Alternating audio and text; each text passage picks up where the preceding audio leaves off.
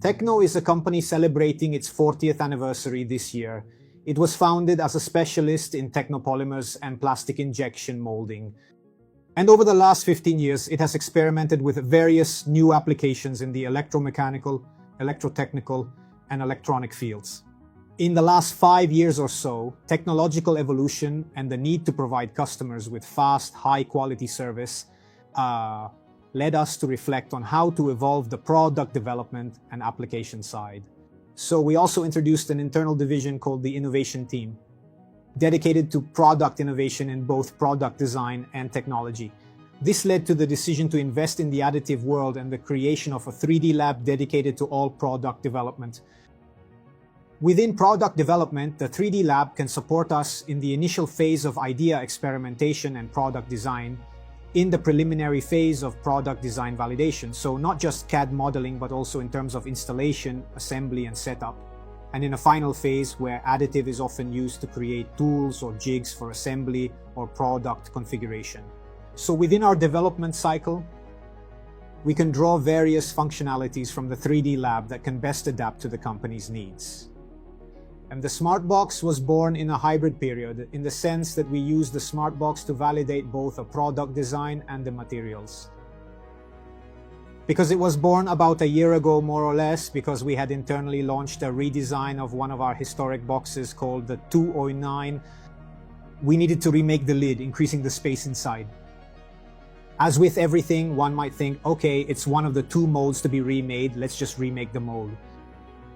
The difference, however, was that to remake a mold of double the size, it meant completely remaking the insert. So we did a simulation to see what it means to approve the product first in additive, how much time do we save. Before working on a mold and giving the products to the technical, commercial, and marketing departments to evaluate. Then to see if the space was sufficient, because the second question was, we're increasing the space by X, but is it enough? So to do all this work, additive manufacturing was fundamental. We did a native additive project, made some parts, approved it for external IP, and so we did everything as if it were a final product. We made a pre-series and went on to perform some simulations, installation simulations to understand if the space was necessary. After this first round, we released the mold, which was practically perfectly compliant because we had already approved it, and we also had the entire pre-series ready for all the commercial aspects. So it's a win-win because it saved us so much time in the setup phase. We already had prototypes that were presentable and installable. Thirdly, we also validated the product design. The choice of silicone was, you could say, the icing on the cake of the last 2 years of experimentation. The great revolution we see in this material is that after pre-approving it internally for performance, we tested it by simulating the approval cycle of a product we made with liquid silicone or with injection molded TPE. Having passed this gate, it's clear that for us it becomes an alternative material.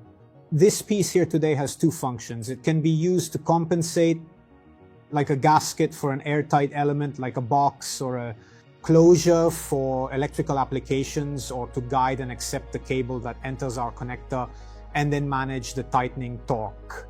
So sealing, mechanical coupling, but also reliability over time. So the need to protect against water and dust, but also to resist mechanical and thermal shocks. So the choice of silicone comes from the possibility of experimenting also with Stratasys support on some new solutions that have led us in recent months, not only to validate it as a product usable in real applications, but also to validate it as a possible alternative, almost pin-to-pin compared to the liquid silicone molding we already have in place at the company.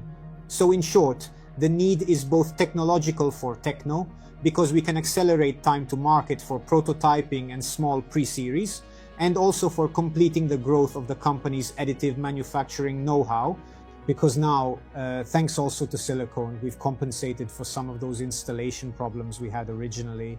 The great work we're carrying out in parallel internally, but also with partners including Stratasys and material producers, is to increasingly find a technological process compromise, but a technological one combined with materials, so also in terms of performance and process cost, to be able to create an intermediate step that is no longer just a pre-series, meaning I need it to validate the product, I need a few pieces which will never be mass production.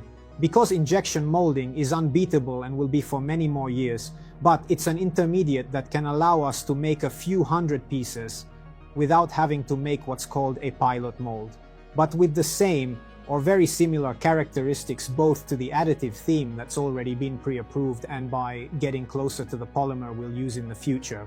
For sure, what I've noticed over these last 3, 4, 5 years is having officially brought a lab into the company, having made people experience the turnaround times, how fast they are and what performance can be achieved. From aesthetics to threading to coupling, even trial and error done in a single day instead of a month. All of this is added value. So additive is a tool. Like all tools, they can be seen as positive or negative.